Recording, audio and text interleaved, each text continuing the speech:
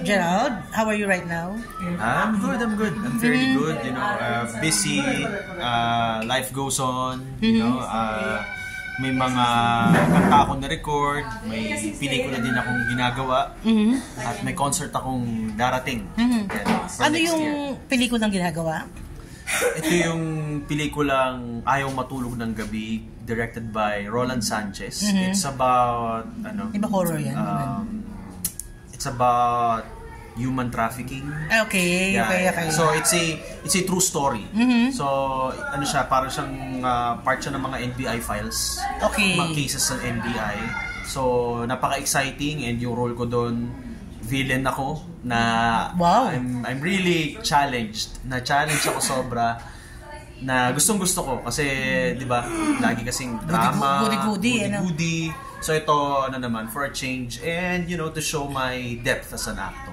Yeah, you also said na magkakaroon ka ng album ba? Tama ba bago? Yes, may mga songs ako nire-record ngayon, and i-release namin yung next year. So pansamantala pahinga ka muna sa paggawa ng mga musigon? Yes, pahinga na muna. Kasi I'm building momentum uli dito sa Pilipinas. Okay. Ang hirap kasi na aalis uli ako. Okay. And then, I'm gonna go back to zero na naman. Kasi alam naman natin dito sa atin. Actually, ngayon ko nararamdaman na, kumbaga, pag umalis ka talaga, even for 6 months lang, ang hirap uling mag-build ng momentum. So, right now, I'm feeling the momentum, I'm getting projects, so why not continue muna dito ngayon? Although, may mga sinesend sa akin mga invitations to audition. Pinag-iisipan ko pa kung mag-audition ako kasi parang gusto ko dito na muna for now. Ang mahalaga yung memories and the lessons you learn. Yes. Saka mga tao nakatrabaho mo doon, naging kaibigan mo na, di ba? Totoo. Okay. Kasi nung na-interview ka noon, mag-Christmas ka noon sa ibang bansa. Yes. Now you will celebrate Christmas sa Philippines na. Yes. Di ba? You mentioned you're moving on. How are you right now? How do you... I'm good. Okay naman. Yeah. Oh, at least okay na. Yes. Ano lang feeling mo na umakit na yung kaso? Sandro, are you happy for him? Actually, we're still having a meeting with my lawyer, legal counsel. Ginagather pa namin lahat ng mga magagather pa namin. Kasi may mga developments pa, like yung ibang victims, mga nitong same person, lumalabas pa sila. So it can be a supplemental sa akin document. But definitely ilalaban mo siya. Yeah. Pero ano feeling mo yung kaso ni Sandro is umakit na sa DOJ? Of course, I'm happy for him. Actually in contact kami ni Sandro. Okay. And so I'm really happy for him.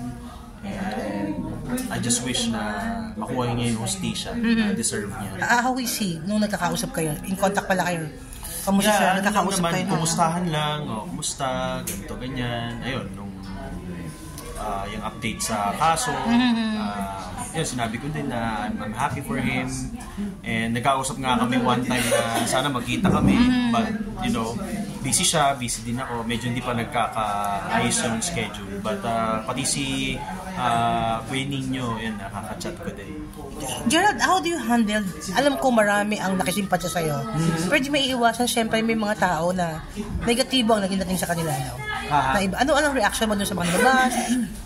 People were saying na, alam mo yon, hindi ko naman na makokontrol kung ano yung opinion nila, but ito patunay lang talaga, it really happened, hindi to out of the blue, dito gawa-gawa lang nasa management niya ng GMA before 2010, tapos I had subsequent interviews after that, 2012. Actually, noong 2022 lang, I had an interview about it with Butch Francisco.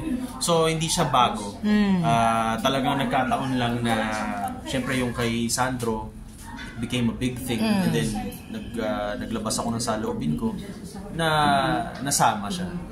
Pero, ano lang ang advice mo doon sa mga artista, baguhang artista, na biktima rin ng ganyan, pero walang lakas ng loob para magsalita at depensa na kanilang sarili? Iba na kasi ngayon, iba na. And ito maganda tong precedent na hindi hindi na dapat tayo manahimik ngayon. Itong nangyari kay Sandro, tapos ito yung paglabas ng sa akin ulit. So, lesson na to, and magandang precedent na wala na dapat ikatakot ang lahat. Lalo na kahit sa mga baguhan, kasi nga ngayon mas open na mas open na yung mind ng tao. You know, we have social media, we can voice out yung ating opinion, yung ating mga saloobin para kumbaga hindi na before kasi pwede kang i-news blackout or di ba para threaten ka lang or ano di ba wala tahimik wala means before, walang means talaga, pwede kang baliktarin kasi wala kang ibang wala naman nakakaalam totoo yun. And yun nga, baguhan ka, bata ka, anong laban mo, di ba? So, ngayon, wag silang matatakot. Yeah, tulad na nangyari kay Rita Daniela, di ba?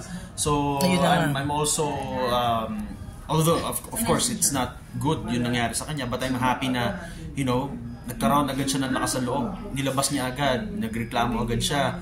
Yeah, she went to the right channels para ma-actionan yung ginawa sa kanya. Kasi ako nun, wala naman kasi akong alam, wala kahit sa batas, kung paano ba magsusumbong, kung saan ba ako pupunta, wala akong alam talaga. I was just a mere boy from Navotas, di ba? So, iba na ngayon, mas educated na ang tao, marami ng channels na pwedeng puntahan. At least you handle the trauma, no? Siyempre, nagka-trauma ka nung dati. Yeah, nagka-trauma. But, nagpa-psychiatrist ka ron? Hindi naman. Hindi ko na nakuwang magpa-psychiatrist. Gawa ng, you know, because I was the breadwinner of the family, I really had to work para sa family ko. And, you know, busy with life, di ba? Alam naman na, di ba? Parang tayo, diba? Wala ka ng oras sa ganun Iintindihin mo pa ba? Nung time na yun, iintindihin mo pa ba yung mga ganun? Pero, hindi ko alam, may effect pa rin siya. Alam mo yun? Psychologically, may effect pa rin siya. So, sa mga makakaranas ng ganun, I really advise na mag-go through sila ng therapy, lahat ng pwedeng maging remedy. Para hindi kayo magulat na may ano pa pala, parang may fresh na sugat pa pala sa loob. Hindi nagamot. May ano lang pala, may band-aid lang pala, pero nandun pa rin yung sugat. Naglangib lang pala. Pero sa diba sa loob, may ganun yung sugat. Naglabas kasi ng statement ng GMA. Saying na may ginawa sila dun sa reklamo mo. Wala ka bang sama ng loob to clarify things up? May ginawa naman sila, pero yun nga, point out ko lang naman talaga nun is hindi kami na-inform ng official na sinenda ng letter na-terminate na namin siya. Walang ganun. Kaya hindi na kami naka-action na kasuhan namin itong tao na to, diba? So, yun lang naman yung naging tampo namin sa kanila before. But, yun nga, in-action na naman nila. Ito yung kailangan. Are you still open working with them? Yeah, of course. Pero sa ngayon, pelikula muna. Album muna tayo. Serye, wala ba? Serye, wala pa. Pero you want to do a serye? Yes, kung may opportunity, why not, diba? Okay, maraming salamat. Thank you.